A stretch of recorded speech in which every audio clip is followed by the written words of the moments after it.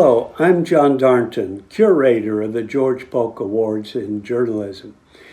We are sponsored by Long Island University. It's my pleasure and honor to announce the winners for the best work done in 2020. It was, I'm sure we'll all agree, a crazy year for news. It was jam-packed, zany, at times even frightening. It began with an impeachment and ended with an election in which the incumbent who lost refused to leave. First came that mysterious virus from China. It killed, by the end of the year, an estimated 2.3 million people around the world, shut down economies, and forced us all inside. And in the midst of that came the police killings of Breonna Taylor and George Floyd, which prompted nationwide protests and a national reckoning with racism. And then Black Lives Matter engendered, of course, a counter-movement on the right in which we had armed militias and white supremacists.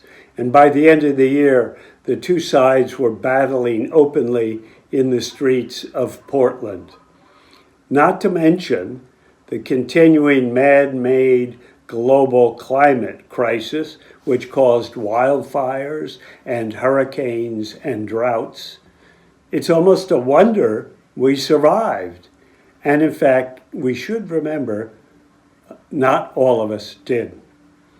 You might expect in this avalanche of news that we would receive a record number of entries, and we did, 592 altogether. A full quarter of them dealt with COVID-19. Many of the others dealt with police injustice and racial inequities. Now, in keeping with the legacy of George Polk, as many of you know, our judges try, whenever possible, to identify individual reporters who made a difference, not just the news organizations they work for. We applaud the institutions that dig deep into their pockets and send out armies of reporters to record major events. But we seek to determine and honor, whenever possible, the individual reporters on the ground digging up facts, the building blocks of news that make a difference.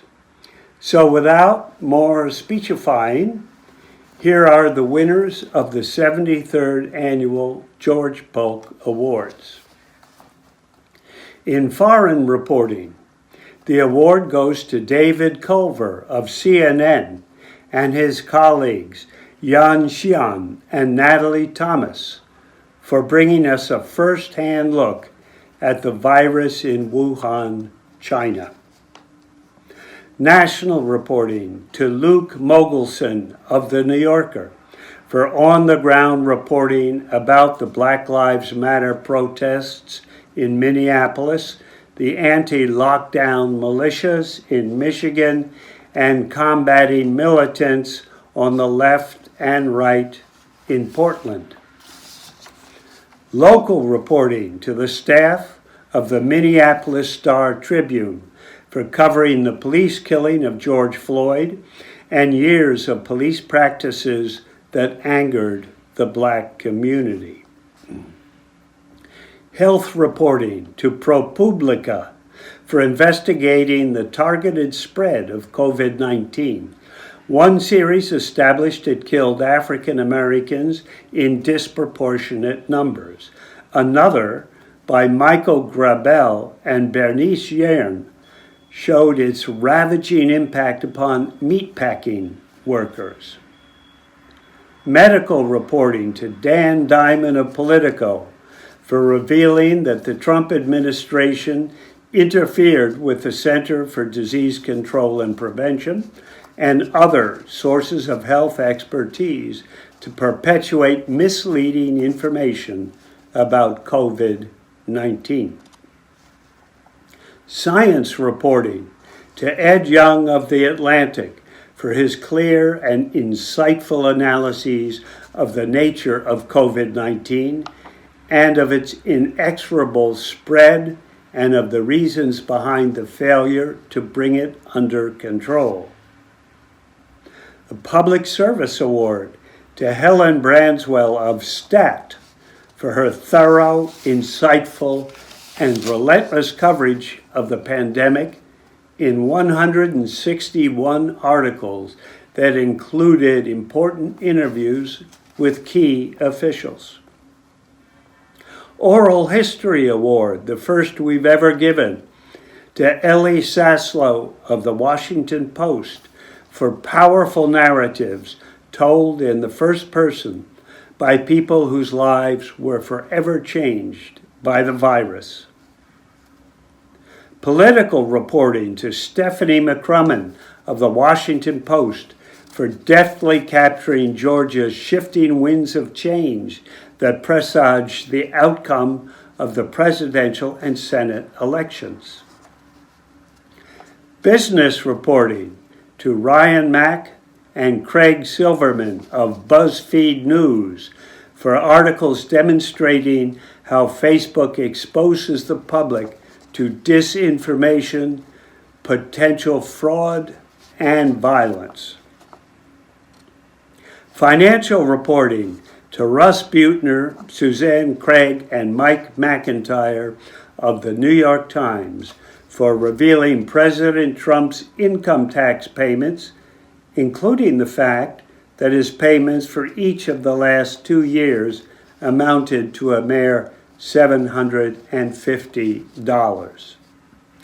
Education reporting to Robert Lee and Tristan Atone of High Country News for documenting the total acreage, 11 million, and the estimated current value, $500 million, of land once owned by indigenous peoples and transferred by federal law to establish land-grant colleges.